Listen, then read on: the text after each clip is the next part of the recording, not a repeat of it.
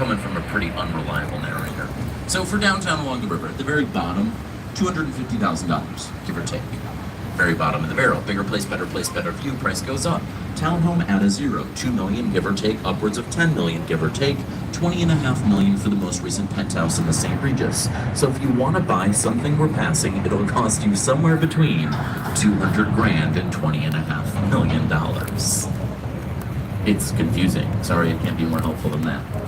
If you're feeling bad about yourself, I'm more helpful. That's why I've timed it up with this beautiful view back down the main branch. Because after talking about this every day, I need something to cheer me up. Certainly one of my lesser known favorites. Then we'll go back to the right and on over to that understandably eye-catching martini glass shaped foundation on 150 North Riverside. It only utilizes 20% of its total lot area for the foundation of the building. Roughly 70% is built above nothing, air. And then when gravity comes into play, all the compounded mass has to go somewhere. And it's essentially the job of the wedge to redistribute that mass delicately and evenly into the core of it. So from there, 120-foot piers of concrete and steel are dug down into bedrock. It's a very simple, delicate balance, what's known as a core supported structure, and it's eye-catching for a reason, but it's not my favorite part of the design. Just personally speaking, if you want to see my favorite part, is we come underneath the bridge. Take your eyes up and into our reflection. That's us, right there. And you can wave to yourself, that's kind of the whole point. That's only my favorite part. They did find a bit of an issue with wind, so they installed 160,000 gallons worth of water tanks inside the top of the building that fill and unfill with water as the winds pick up and die down, called a tuned inertial slosh damper. Think about it this way though, if on an otherwise blustery day, you might get a little seasick at your desk, the tanks in the top of the building, they'll fill partially, not fully, with water. So if the winds push the building in one direction, they also push the tanks, but the water is fixed to nothing. So it instead sloshes inside the tanks themselves, and the inertial movement of the water encourages the building upwards, reducing the pressure. Worked out pretty well for those architects because they also designed this after that. 110 North Wacker, one of the more recent to be designed along the river, and another example of eye-catching riverside engineering. Seems to be a recent trend we saw with the parabola, the wedge. I love that. These sort of trusses. And I don't know, it makes sense to me. I don't work in an office building, but when I talk to people who do, they don't look up at their office building. They go to work. You drink your coffee, listen to a podcast, read the newspaper, respond to emails, you go home. The people for whom this building were built, they almost exclusively experience it at the street. So why shouldn't it be just as beautiful, effective, useful down here as from a skyline view? And maybe that's part of it. Not sure. We'll have to wait and see if that trend continues going forward. In the meantime, though, we'll go back to 1929 to when both of these buildings were completed. Both of them Art Deco. Remember the limestone siding and vertical lines. To the right, a beautiful riverside plaza. Okay. To the left. No. Not a riverside plaza. Same year. So one of them had to be strange, and the strange one was Riverside Plaza. Because back then, and for most of Chicago's history, the river was Chicago's sewer for every type of waste. We're not going to get into the details. I promise you it's worse than whatever you're thinking.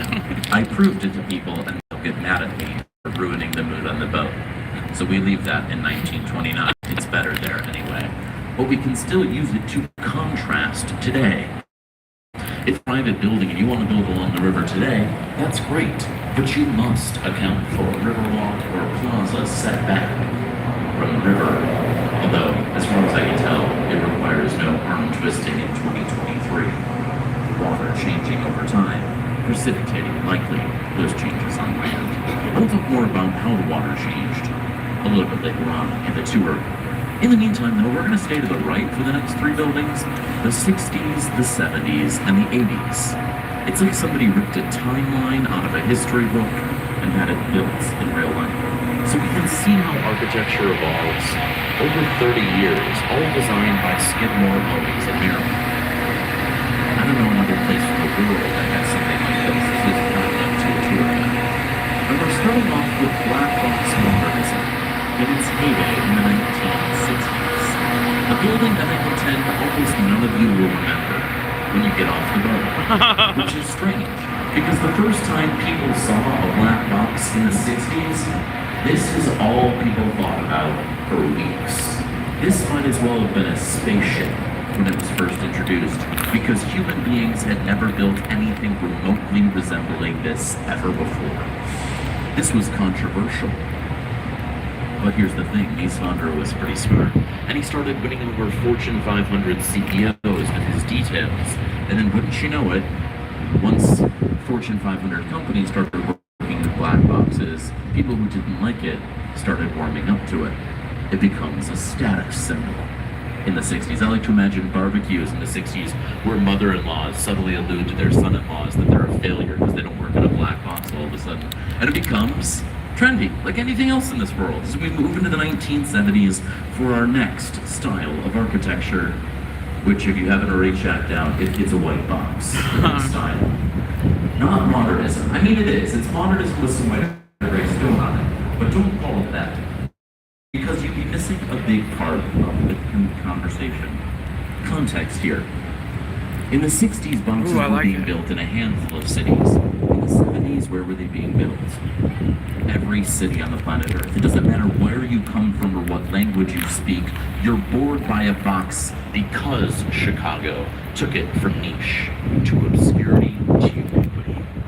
The first global trend in the history of the world, which is why a white box is international style. Arguably, things get a little more interesting in the 1980s. Curving green glass, but rather than tipping its cap to the height of another building like we saw earlier, the curve and color here honor the river, with its upcoming curve and color inspiring the design.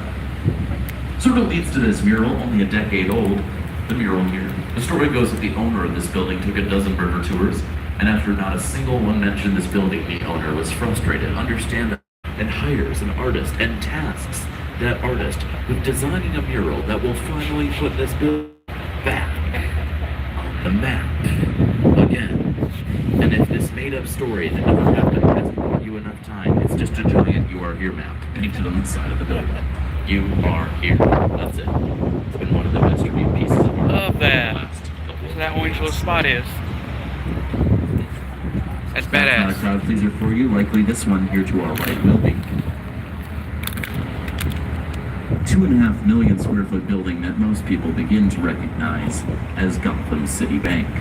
From the 1920s, however, this is originally Chicago's old post office, the largest post office ever built.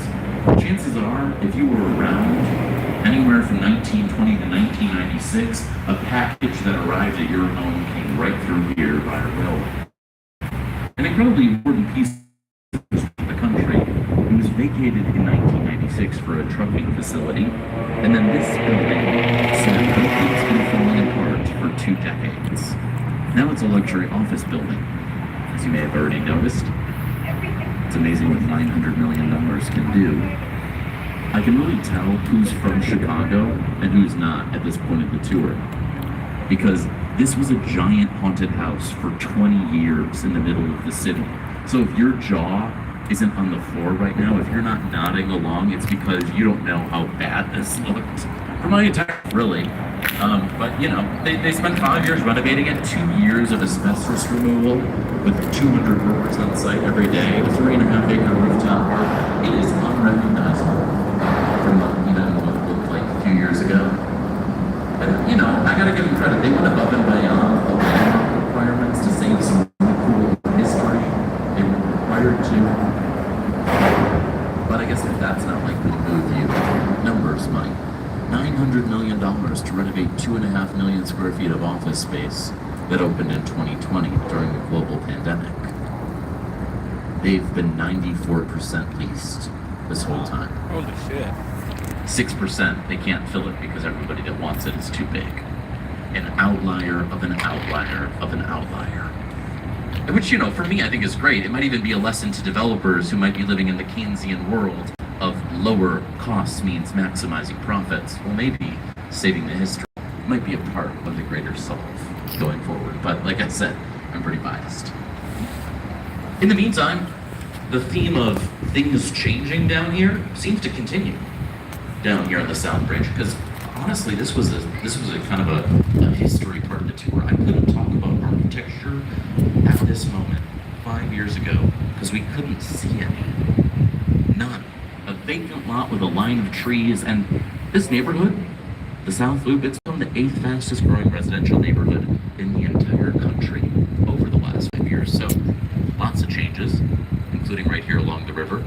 Most notably for this Riverwalk and 3 of what will soon be 6 residential towers. The Riverwalk is my favorite part though, and not just because it's the only part I can use, but because they really embrace the natural ecology of the river, native plantings. It really looks beautiful. It grows in nicely every summer. But I guess on a more practical level, this has never happened before. Not a Riverwalk, but a private residential developer putting a dime into the South Branch in this way. And this cost $3 million, well over a dime, and they built it first, before a single condo sold. Wow. What might that tell us? I think it has a tendency of telling us that even residential developers, for the first time ever, they're not just predicting the future of the river is going to be inviting. They're betting millions of dollars on it. A new thing, certainly, on the South Branch. All of it joining some pretty noticeably older residences. The Jetsons building down here on the South Branch is our friend Bertrand Goldberg. At it again with his curved concrete, city within a city, which I've learned not everybody likes the whole curved concrete. I think you like sort of that. either buy into the retrofuturism of the Jetsons or you say, I don't really want to live in a building made of concrete. And I can probably be swayed either way. But I suppose more influential is what he did inside has largely become the standard today. That city within a city, it's in this new building and all the new buildings going up. Not even just on the luxury market. If you go on these websites of new buildings, rooftop gardens, pools, fitness centers, chef's kitchens, movie rooms, coffee shops, restaurants, co-working spaces. This is essential for the most part today if you want to be competitive. And Bertrand Goldberg wasn't evangelizing too much that city within a city, although he certainly was making a name for himself with it, certainly wanting others to join him. But in many ways, he predicted the future of city planning. I don't know if it was quite so intentionally or quite so detailed, but certainly a parallel thought. One of the ideas that's come out of city planning with the internet, studying what's known as a livable city has become a big deal. And livable cities aren't even necessarily cities. They can be quite small towns. But generally speaking, they're designated as places in the world where people are living longer, happier, and healthier lives, on average. And once you adjust for the wealth of a nation, access to healthcare, drinking water, and the like, these places, they don't share cultures, they don't share climates, they don't even really share populations, as I mentioned. They're the most walkable cities in the world. Where on your feet or your bike or your transit, you can go grab your kid from school, grab a bite to eat, go to the doctor's office, be back without too much trouble. People are living their best lives in these walkable places. I think that's likely why I'm not really into buying or selling real estate. Zillow has that walkability score now on it. Right? It's being associated with the value of a home. And again, I don't know that Bertrand Goldberg was trying to say all this with his city within a city, but this is where we return to that idea where cities and buildings are built for people. And just like city planners are designing for us today, Bertrand Goldberg was designing a luxury residence in Chicago in the 60s. An industrial city like it is today finds itself negative 30 degrees Fahrenheit every January. Meaning luxury, you don't want to leave for smog or cold or because you're just not in the mood. You have the luxury of everything close to home. It just turns out that's kind of what we were after all along. As we go right to an old power plant, used to power the train station, but as sure as you can tell, hasn't for quite some time. I wish I had a more exciting news for you. That's all it really is. It's surrounded by electric grids and rail yards, so it's not accessible. It's not going to be a landmark. Amtrak owns it, not a notoriously overfunded institution. They've pretty much told us, don't hold your breath. But hey, I suppose for most of us, we're surprised it's still here. All these years later, every day I wake up wondering if it'll still be here, but for now, I don't know. As beautiful river walks become normal down here on the South Branch, the rare images we have of an industrial past, whether it be a bridge or a power plant, if you pick up a history book about the city of Broad Shoulders, you're less likely to experience it in Chicago today in 2023 when industry lined the river in our streets. As we modernize, those images becoming timepieces of a city that doesn't really exist anymore. Probably for the best, which we just talked about. We'll talk more about that in a little bit, just a moment. The rail yard is certainly becoming an important part of our history, still even today. Here to the right, here to the left, though, is a bit of a land that becomes a headline at least once a year, maybe twice a year. This parcel of land, it's called the 78 by this developer, Related Midwest. Essentially, they're calling it the 78 because there are 77 community areas in Chicago, neighborhoods, and this would make it the 78th. Certainly making interesting conversations around that branding. But it used to be where the river bend. There used to be sort of a fork in the river here back in the early 1900s. They straightened out the river back then, which left this sort of vacant lot that was overgrown. But you see there are streetlights because they've begun infrastructure projects here. It's called the Wells Wentworth Connector. It's going to be opening up. They have everything from a university research center to parks and offices and residences planned. About a $7 billion project that's likely to rise in its price tag. But since that infrastructure has begun, we're looking to see construction start before you know it. As we look north from our South Branch, a beautiful skyline view for you. I love this view because it's kind of contrasting every single other skyline view we'll get today. You get the old mixed with the new down here on the South Branch. And as I mentioned, even with that old power plant, Turn it sideways, you can get more. view is likely to modernize as well.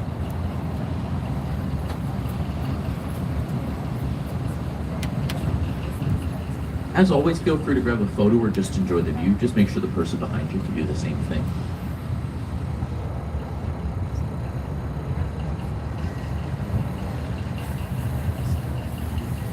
And we're going to dive back into this skyline for some important reasons. I think you could even argue some obvious reasons here in front of us. But before we do that, we're going to talk about where we are right now.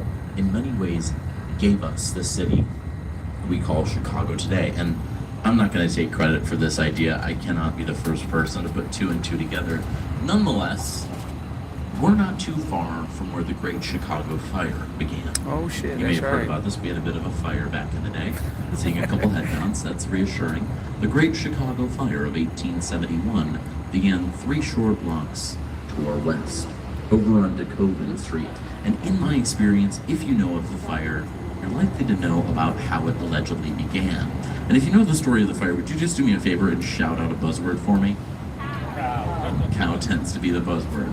Thank you, you played your role perfectly. The story goes like this, so we can all get on the same page. Sunday, October 8th of 1871, Mrs. Catherine O'Leary. She leaves a kerosene lantern in her barn on DeKoven Street, just 3 short blocks from where we are right now. Like that. There's a little red communications tower. Do you see that beyond the parking garage? We can actually pinpoint that to where the fire began at the O'Leary barn. Because now located at the base of that communications tower, the Chicago Fire Academy, where every single firefighter is trained in the line of duty today, because poetic justice is very important to us. But the story goes like this, right? The flames are there at the O'Leary barn. Mrs. Catherine O'Leary leaves that kerosene lantern in the barn. Her cow, Daisy, kicks that lantern into the hay, starting it, the barn, and eventually the city ablaze. It's a very famous story. Many of you already knew it when you got on the boat. It's not true, which is relevant, and there are songs written about it, still sung today, despite the fact that it is, again, not true. So if you didn't know the story, that's fine. It's not true, which is, again, relevant. It's not true. It was made up by the guy who wrote it, and he said so 2 weeks after the fire. He recanted the story. The problem is, he wrote a really good story. It's objectively good. You don't have to like it. It's still good because I'll lose my job in 2023 if I don't talk about a fake story that was recanted 150 years ago. And sometimes that's enough. At least in my view. The truth is often disappointing, and this is absolutely one of those cases. The truth is, we don't know. We don't know how the fire started. So if you're going to leave this conversation disappointed, you might as well have a fun story about a cow. A good placeholder for what is ultimately a mystery. We do know where the flames rose. 3 blocks to our west, the flames rose and were pushed to the river, where they were, of course, fueled by the river. Or should I say a top layer of oil-based industrial waste, that instead, with western winds, pushed the fire up into the air into fire cyclones above the river that fueled it into the city center, burning for 3 days. It killed 300, burned 18,000 structures to the ground, leaving 1 in 3 with nowhere to call home. 100,000 homeless. And today it's unironically seen as the best thing that has ever happened here. The definition of counterintuitive, but a good argument to be made because the first Chicago wasn't a great place to live. It was a great place for very few things. I call the first Chicago an industrial Wild West because in many ways before the fire you could come here and build whatever you wanted, wherever you wanted, however you wanted, so long as it built the city and made money. And those were 2 things we were the best at. We are the fastest growing civilization in written history before the fire, which was great for that short-term growth. Not so great for those long, happy, and healthy lives we all want to live today. Right? There were no zoning laws in the first Chicago, not really, no building codes. We were building our streets and our buildings out of wood because it was faster and cheaper. And perhaps most ironically, it was pretty common that nobody wanted to waste municipal tax dollars funding a functioning fire department. When would we ever need one of those? You can put yourself in the shoes of those Chicagoans looking at rubble and ash saying, let's not do this again. So that when we rebuild, we maybe even overcompensated with our planning. Building this better second city where we get our nickname from. And in the process, we become the birthplace of modern city planning. A guy by the name of Daniel Burnham was an architect, a lead architect of the World's Fair we hosted 22 years after the fire. A city of less than 1 million people rebuilds entirely and then hosts over 27 million visitors from all over the world for a World's Fair in 1893, a wild, smashing success. So we rehire Daniel Burnham and do another master plan, this time for the entire city. And when Daniel Burnham publishes his 1909 plan of Chicago, the world sees its first textbook of city planning. It becomes a profession here in 1909 as we understand it today. It's not a perfect plan. In fact, there's lots of room to criticize it from today's perspective, and Daniel Burnham for that matter. But for the first textbook, for the things we still use in cities, it's pretty good when you consider the streets of Chicago, right? Our grid system and diagonal streets, boulevards that connect all of them, Upper and Lower Wacker Drive to separate local and industrial traffic, our notorious alleyway system. People ask me all the time why Chicago is so clean. We're not any cleaner than the rest of the world. We're disgusting humans like everywhere else, but we have nice alleyways to tuck away our garbage before pickup. These things don't happen. They must be planned for. The lakefront, the Riverwalk, Navy Pier. 90% of Chicagoans are less than a 10-minute walk to a public park, no matter where they live. Oh, I don't know. We built a city full of buildings worth taking a boat ride to talk about because the first one burned to the ground? It's not to say the fire was good. To reassure you, the fire was devastating. But I think you also have to reconcile with the fact that that bittersweet clean slate gave us quite literally everything else we're known as today. A lesson well learned, along with some pretty massive global implications. To the right, a 3-story statue always grabs attention on top of the Chicago Board of Trade. Ceres sits atop the Board of Trade. Ceres is the Roman goddess of the harvest. So we get the words cereal, cerveza, wheat, corn. Language can be fun. That was an agricultural commodities exchange to remind you were in the Midwest. And honestly, most people just recognize it as Wayne Enterprises from the Batman Begins. Used in pretty much every single live-action Gotham ever since. And then that leads us to these two tall buildings. I always just sort of called them our king and queen. First up is 311 South Wacker. Pretty in pink. Turn of the 1990s. One of the things I've been sort of harping on lately, this building comes 15 years after the king. To have to design the world's tallest building, that's a lot of pressure. To be the person charged with designing the building that's going to have to go next to it, that feels impossible.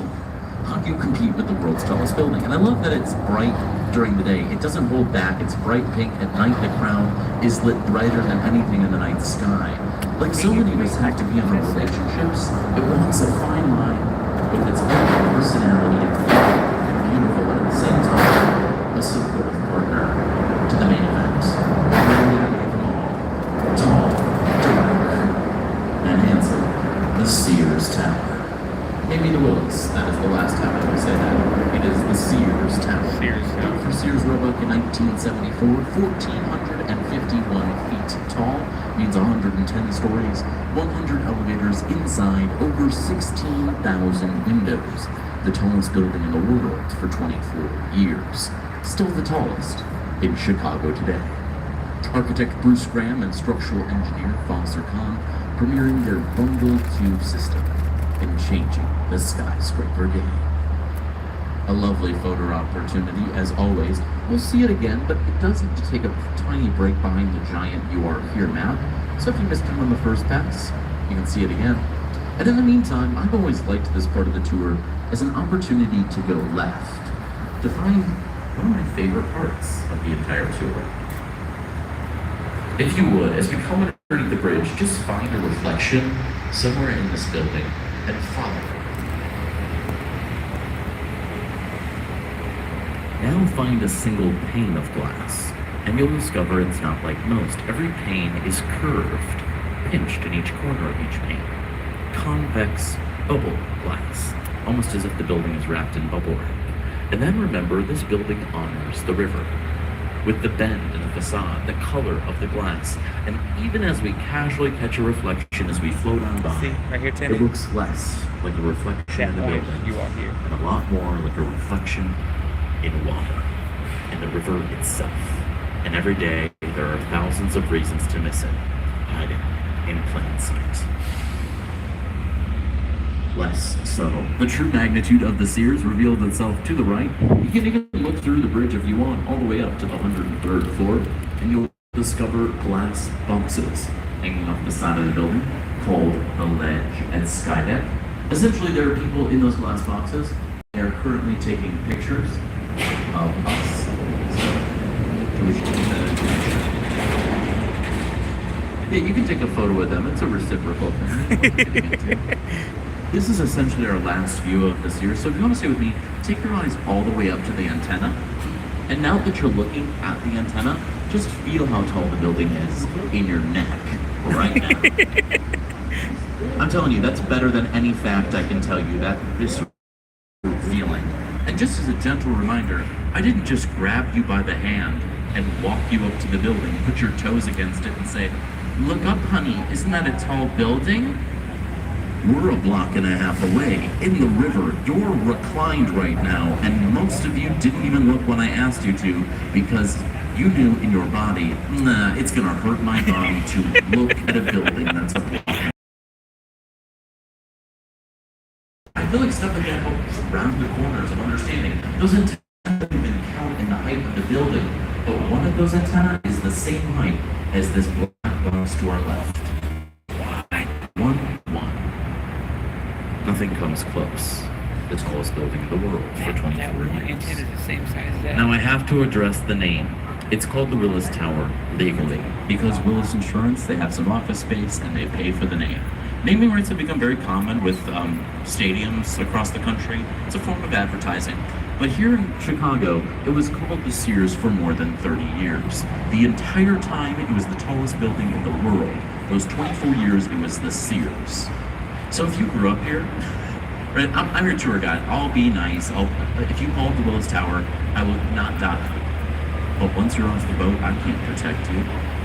And if you're exploring the city, you're trying to make friends with locals, get accurate directions to where you're going, people remember it as the Sears because that's what it was called for its time. So, my recommendation, call it the Sears. I have done my due diligence as your guide as we go right to the Merc. The Mercantile Exchange Center was built for finance in the 80s. It sort of tells them that its office towers was a name This is where they do stock. This is stock place. because everybody in finance wanted a corner office. Stock In the exchange. 1980s, so this building says you have corner offices for here's 16 on every floor, when every other building on a block only has 4 per floor. So theoretically, you have 4 times the best, 4 times the most insecure employees at the company by giving them the corner office they've always dreamed of, and that extra money can go straight to your payment to pay the developer who hired the architect in the first place. Mies van der Rohe summed all of this up far better when he said form follows function. To the left, protruding clock towers at the old Daily News building were designed as an intentional homage to the Sphinx in Egypt that's Paul is coming out with. Because as this building was being designed in the 1920s, King Tutankhamun's tomb was being unearthed in Egypt, having massive influences on all of Western art and culture. If you look back at the Roaring Twenties, that Great Gatsby era, the influence of Egypt can be found everywhere. But across the river, same year, same, just live in the moment. Passages we keep passing underneath. They're called double-leaf trunnion bass school bridges. We have more of this type of any movable bridge on the planet. They're called Chicago bridges, even by bridge makers, so I think that's all you really have to remember. And also know that no two of them are the same architecturally. With over 38 in the city, you can find your favorite. This is one of my favorites, the Lake Street Bridge. It was built back in the year 1916. That's probably why I like it so much. This thing was built over 100 years ago, and it could then and can still today be opened and closed all in about 4 minutes, all using the power of a motor you might find in a Honda Civic from the late 80s. Massive engineering feats of their time. Back out on the Wolf Point, giving us a different view of that massive merchandise mark from earlier. We're talking 4.2 million square feet. This thing had its own zip code for a little bit. It still has its own L stop. It's well maintained as an office building today, which this new tower will soon be here to our left. It's called Salesforce Tower. The tech company and a large law firm in the city have begun move-ins. But I never like to leave out this curving green glass building here to our right. It's from 1983, 333 West Wacker. It's a beautiful building. It's aged gracefully. The marble at the base looks like new. And it's not necessarily an old building. I would never say something from the 80s is old. That's rude. But context is everything. And this building is old for Wolf Point when you consider the fact that nearly everything in its reflection we see today is less than a quarter of this building's age. It had virtually no reflection for its entire life, and now it's reflecting the city back to us. As it grows around it, honestly, there's something poetic about it. That if this building can exist in the world in one way for decades, and it can still change with the world around it, and have those changes reflected in itself, if an inanimate object can do that, why can't human beings do the same thing? More importantly, it's where Ferris Bueller's dad worked in the film Ferris Bueller's Day Off. I know it's important. I find it. In front of it is our Riverwalk. And the Riverwalk's been a big deal since it opened in 2017. It's used by Chicagoans every day of the year, but you're here on a beautiful sunny day, so you are off to a good head start. Lake Street to the lakefront, you have an uninterrupted stroll at the water level, something for everybody in between. There are giant projectors coming up here to our right behind a number of panes of glass, making headlines because every night they turn the side of the merchandise mart into a 2-acre canvas. The world's largest projection-based art installation. It's called Art on the Mart. There are floating gardens that encourage wildlife to return to the river, so you'll see fishing programs on the weekends with the Parks Department. There are places to rent a boat, a kayak, bars, restaurants. There's a museum about our bridges at Michigan Avenue in one of the bridge houses. I mean, there is something for everybody along the river, but I don't even use most of that stuff when I go to the river walk. I'm pretty simple. I walk along the river. It tells you how to enjoy it in the name. Don't overcomplicate things. You can do any of that stuff and it's great, but the people watching is worth it alone. Getting you some water, I guess it lowers your blood pressure scientifically. At tonight, all of these buildings are gonna light up in the night sky as the sun sets at the end of the River Canyon, and you'll be able to enjoy this view in a way we weren't able to enjoy during the day, in ways that some of the architects who designed these buildings couldn't have even imagined. Statistically speaking, you're gonna have a good time. There's a reason the Riverwalk has the highest approval rating in city history. Next up, we'll go to the LaSalle Wacker building here to our right. It gets its setback tower for a very specific reason. 1924, the city says to build taller than 264 You take a picture feet, of all that. you gotta step back to 1/4 of your foundation area to better allow sunlight down to other buildings and city streets. It's turning out to be a pretty important way for the city to function. Access to sun was important in a way it's not today. So it's no longer an ordinance, but ideally that's kind of the point of these regulations. They're malleable ways for the city to enforce a collective movement of understanding and adapting to our problems within design as they change over time. Next up, we'll stay to our right for a bit of a complicated relationship between me and 77 West Wacker. Sorry to air our dirty laundry on the tour, but this 1990, Ricardo Bofill designing a triangular top partly to the Parthenon in Athens. Here, the neoclassicalism. This building combines the Parthenon in Athens with a boring blue glass office building. Which, if you asked, I think it might be one of the worst ideas for a building I've ever heard of, combining the Parthenon and a blue glass office building. I know it's a beautiful design, but the idea, I feel, is still content today. It's a trash idea. And somehow, Ricardo Bofill infuriatingly makes blue glass and the Parthenon sound like peanut butter and chocolate. He makes it feel like this concept is, you'd be crazy to think it wouldn't be beautiful. And so I think it might be worth exploring how he pulls it off. The decoration is simple. It's not condescending. It's not tacky or overdone. It lets the glass sweep skyward. It's tall and elegant. If you catch the light just right, you think you can see through it on a partly cloudy day. It infuriates me to this day that I like it so much. Well done by Ricardo Bofill. Then we'll hop on over 55 West Wacker to the Leo Burnett and its columnar Chicago school design. About a third of the way up the building, you'll see there's a 2-story tall pause where they put their mechanical floors the same height as 55 West Wacker. Coincidence? Of course not. It's contextualism. A newer building tipping its cap to an older neighbor. And if you're like me and you like the view down the river, it's because of diverse and quality architecture. Those tiny details, a surprisingly big part of the wall, on their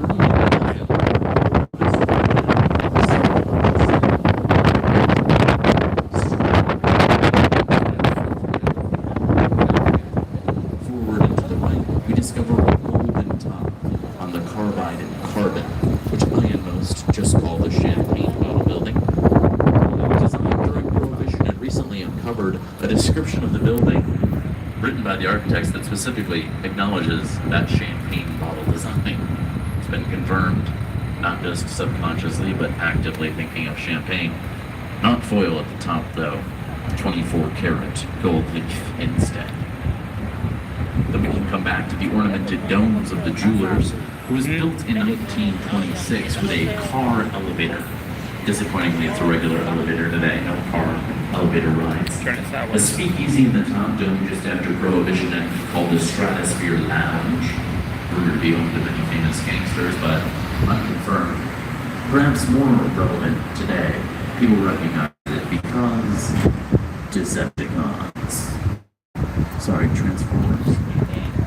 Robots in disguise, if you're unfamiliar. They had some CGI conversations on top. Something for everyone. 4 buildings, 3 hotels, all pushed together. with Mather Tower rising in the middle. We very briefly mentioned Mather Tower earlier on in the tour. You'll remember we matched it up with that contextualist second setback of Trump across the way. I do like to give Mather Tower its own short moment of the tour, more slender than we're used to, but holds its own historically, as the Sears Tower remains today. Mather Tower too once held the coveted title, the tallest in Chicago. For a week. 7 long days and nights at the top, as opposed to the Sears 15 years later. Right next to it, the glass addition to the London Guarantee, now the London House Hotel. LH, the name of the rooftop bar, voted the number 2 in the country for the last couple of years. A great spot to grab a drink, but I like to let people know there are lists online of the 50 best rooftop bars in Chicago. You can find something that fits your vibe and your budget. Peeking out behind the Wrigley is Tribune Tower from 1925, always a standout at Michigan Avenue, and the winner, in fact, of a 1922 worldwide contest held by the paper. Its owner says up to $100,000, which went pretty far in the 20s, to whoever can design the world's most beautiful office building. 250 hand-drawn designs find their way to his desk, and the winner goes to Al's Hud's Gothic Revivalism. You can really feel it on the ground. Maybe as you look at it, it might be tickling your cerebellum, reminding you of Notre Dame, a church in France. That was my first exposure to Gothic architecture of any kind, and I'm sure you'd like to hear that. The architects would. They were around today. No longer the world's most beautiful office building, as it is, as of 2021. In front of it, in Pioneer Court, where the father of Chicago, Jean-Baptiste Pointe du Sable, traded furs at the mouth of the Chicago River, Pioneer Court is now home to a trading post for Apple products, I guess. It's an Apple store, but it's called a flagship, so it's not normal. It is not like other girls. Each pane of glass is 6 figures, handcrafted in Germany, shipped over one by one. They're partially load-bearing. Sir Lord Foster's firm designing it in the UK. Up and to the left, you might recognize a peacock at the base of a spire. NBC Tower is from 1989. Adrian Smith designing this back when he was a younger architect, still working at SOM. Adrian Smith today is his own firm here in Chicago with his partner, Courtney. They together have cornered the market, designing every single new world's tallest building. The Burj Khalifa in Dubai, I first became familiar with it. Tom Cruise ran down on the side of it in the desert. The world's tallest building, the Burj Khalifa, and NBC Tower were both designed by Adrian Smith. Both of them designed right here in downtown Chicago, the birthplace of the skyscraper. Well, let's go to a super tall closer to home. Remember the new third tallest building in the city? The first one we talked about, the St. Regis by Jeannie Gang. And I've been getting a lot of questions about the top of the building. There are no windows for 2 floors. Those are called blow-through floors, a crude but effective way of reducing wind, sway, or drift in the building. By letting the wind blow through the building, it ensures the most expensive penthouses in Chicago's history don't even see their chandeliers sway on a blustery day. So if you've been having trouble sleeping at night, you can rest assured, rest easy. The world's best minds are working on the world's most important and pressing issues. I love talking about this building. It's a great time to talk about Jeannie Gang and her work. But I'm going to actually keep my thoughts to myself for once, give you a break, and let you know. I want to know what you're thinking. The St. Regis, for you, is this a thumbs up? Is this a thumbs down? And not sure? Yeah, I love a generous critic. That's cool. I also love a tough critic. That's cool too. Not sure is a fine answer. This is the taste part of the tour, right? I don't care is really the only wrong answer. And, if you don't care about architecture, you have a funny way of spending your time and money on boat rides. And I'm glad you're here. It would be strange if I didn't think you should care. But my reasoning surprises people. You're a human on a boat in Chicago, and not a single human who's ever existed is immune to their environment, which is full of imperfect designs by other imperfect humans. That's why you should care. To have your toe in the water of design, to go out and ask yourself, what do I want to surround myself with, and why? And what impact will this inevitably have on my life and the ecosystem I exist in every day? And when you answer those questions, the payoffs come. And I have an easy job. Everyone cares about design. Everyone cares about architecture. You just have to find which burst into tears unexpectedly at the sight of a baseball stadium. Yeah, sorry, gentlemen. It tends to be us who don't acknowledge the things we care about. But hey, you can start anywhere. I think that's a beautiful example of whether it be ballparks or your hometown or skyscrapers, start there. And the payoffs, they'll come over time. Now, as we work our way back out to the lakefront, we're going to return to the water because the river nearly killed us. Sorry, this is a dark turn. It's always awkward. In the 1880s, thousands of Chicagoans were dying from waterborne illnesses in our drinking water. Tragically, the river flowed into the lake naturally, our sewer for everything, into our drinking water. Not good, right? Scientifically speaking. So, a water reclamation district came back with two primary solves to reclaim our water. The first was to stop polluting the river. Did that happen? No. No, it was option one. I figured that'd be a pretty big clue. Yes, it was deemed far too difficult and far too costly to invest in our own literal drinking water. So, we went with route two. Admittedly a favorite of mine. Defy nature and reverse the flow of the Chicago River instead. And we did. Often prompting the question, how? Yeah, a valid thing to ask. 28 miles long, we dug a canal connecting our river to the Des Plaines River. You might even remember that distance those French guys walked way back when. And by digging the canal deeper than the river for those 28 miles, sea level and gravity now do the rest, pulling the water from Lake Michigan down about 5 feet into the river, and then down again into this new canal. And it works. In 1900, it reverses the flow of the river and takes our sewage away from the precious drinking waters of Lake Michigan and towards St. Louis. Now, if you're visiting,